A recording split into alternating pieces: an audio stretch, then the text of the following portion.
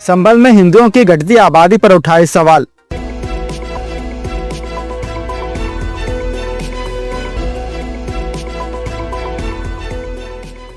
संभल हिंसा के बाद से जब से न्यायिक आयोग ने अपनी रिपोर्ट सौंपी है, तब से यूपी की सियासत में सनसनी फैली हुई है।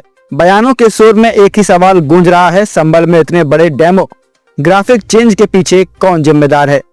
और इसी बीच संभल जांच रिपोर्ट पर आचार्य प्रमोद कृष्णम का बड़ा बयान सामने आया है। देखिए, संभल एक पौराणिक स्थान है और संभल वो स्थान है जिसका जिक्र, जिसका उल्लेख हमारे शास्त्रों में है, हमारे पुराणों में है। भगवान विष्णु का 10वां और अंतिम अवतार इसी संभल की धरती पे होगा और जहां भगवान आएगा, उनके आने से पहले पिछले वर्ष 19 फरवरी को भारत के यशस्वी प्रधानमंत्री आदरणीय नरेंद्र मोदी जी के द्वारा श्री कल्की धाम के निर्माण का शिलान्यास हुआ। तो संभल पर हमले बहुत सालों से होते आए हैं और हो रहे हैं। संभल को टारगेट किया गया। क्यों टारगेट किया गया? कि यहाँ भगवान का अवतार होगा। 1526 से 1529 में बाबर ने जब मंदिरों को तोड़ना शुरू किया, तो उसमें एक मंदिर संभल का भी तोड़ा गया, एक मंदिर अयोध्या का तोड़ा गया। अयोध्या का मंदिर इसलिए तोड़ा गया कि वहां भगवान आए थे। संभल का मंदिर इसलिए तोड़ा गया कि भगवान आएंगे। तो ये जो मंदिरों को तोड़ने का सिलसिला शुरू हुआ, ये सनातन के खिलाफ साजिश शुरू हुई और सनातन को कमजोर करने की साजिश, षड्यंत्र, ये सैकड़ों साल पहले शुरू हुआ। उसके बाद जो ये आज की स्थिति है संभल की, ये बड़ी भयावह है, ये बड़ी चिंताजनक है। और चिंताजनक इसलिए है कि 15 अगस्त 1947 को भारत अंग्रेजों की गुलामी से आजाद हुआ।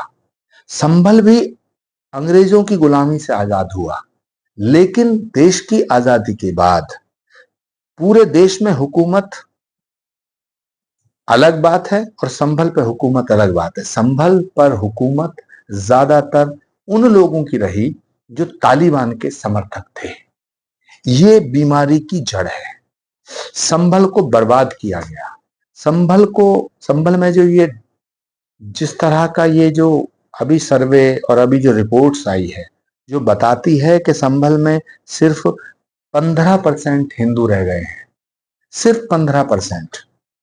लेकिन वो जो 15% हैं, वो भी रात दिन भगवान से ये प्रार्थना करते हैं कि हे परमात्मा, 2027 में अगर सरकार बदल गई तो ये 5% भी नहीं रह पाएंगे। ये सबसे बड़ा सवाल है। संभल में हिंदू डरा हुआ है और यहां घोर अधर्म है, अत्याचार है। 45% से 15% रह गए।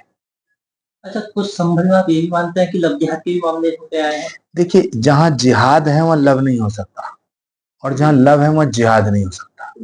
संभल का जो नेतृत्व रहा, यहाँ के जो सांसद रहे, यहाँ के जो विधायक रहे, यहाँ के जो मिनिस्टर रहे, तो संभल पर 40 साल डॉक्टर शफीकुर रहमान की हुकूमत रही। डॉक्टर शफीकुर रहमान बर्क, उनके पोते आज यहाँ सांसद हैं। श्री कल्की धाम के निर्माण पे पाबंदी लगाने का काम हो, यहाँ के जागरणों को रोकने का काम हो, यहाँ के मंदिरों को तोड़ने का काम हो, यहाँ के हिंदुओं पर अत्याचार करने का काम हो, हिंदू और मुसलमानों में खाई पैदा करने का काम हो, हिंदू और मुसलमानों में नफरत पैदा करने का काम हो। और संभल में जितने कम्युनल राइट हुए, उनके पीछे यहाँ की सियासत जिम्मेदार है। संभल में हिंदुओं का थोड़ा सा मनोबल बढ़ा है जब से योगी आदित्यनाथ जी की सरकार आई है। नरेंद्र मोदी जी जब पिछले साल श्री कल्की धाम का शिलान्यास करने आए, तो संभल के हिंदुओं को एक उम्मीद जगी, एक आस बंधी कि सनातन का केंद्र बनेगा संभल। लेकिन संभल के हिंदुओं में एक चिंता है और वो चिंता बहुत गंभीर है और वो चिंता निराधार नहीं है।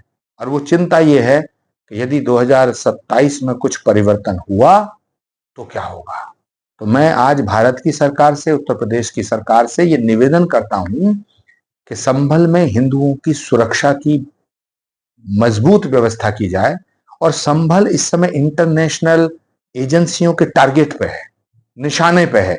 जब से प्रधानमंत्री मोदी आए हैं तब से संभल टारगेट पे है, श्री कल्की धाम टारगेट पे है। श्री कल्की धाम की सुरक्षा और संभल के निवासियों की सुरक्षा, संभल के हिंदुओं की सुरक्षा करना बहुत जरूरी है, वरना एक दिन वो आएगा जो कश्मीर से हिंदुओं का पलायन हुआ, संभल से भी हिंदुओं का पलायन होगा।